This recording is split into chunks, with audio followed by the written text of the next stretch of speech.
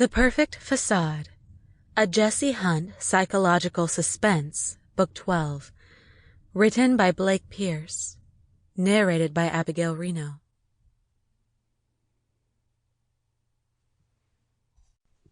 Prologue.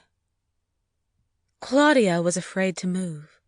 She felt like she was on the verge of throwing up and worried that any kind of physical action, no matter how small, might exacerbate things. Her hope was that she'd just drift off to sleep again, and when she next woke up, the flip-flops her stomach was doing would be gone. She rolled over in the bed, away from the half-open bedroom door. Someone had left a light on in the main room of the hotel suite, and a beam was streaming through, illuminating the bedroom more than she liked.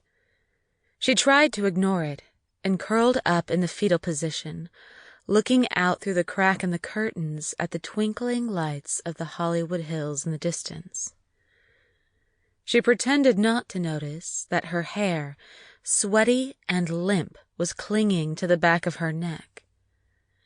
She hugged the sheets closer to herself in a futile attempt to warm her clammy skin. As she tried to focus on the distant hills rather than her discomfort, she resolved never to drink like this again, whether it was a birthday celebration or not. When she got home, she would hug her kids, take a long shower, and spend the weekend in sweats. The thought was comforting enough that she relaxed slightly.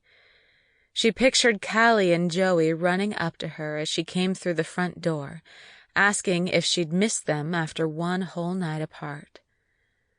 Suddenly, her eyes felt droopy, and the twinkling lights through the window got blurry. Her body sank into the mattress. She sank into sleep. She wasn't sure how long she'd been out when a shadow crossed through the light from the suite, making her stir slightly. Despite the wishes of her stomach, she rolled back in that direction and blinked slowly. It took her a second to understand that the shadow blocking the light from the other room was caused by a person beside her bed. It took her another moment to process that the person's arm was swinging downward and that there was something large in their right hand.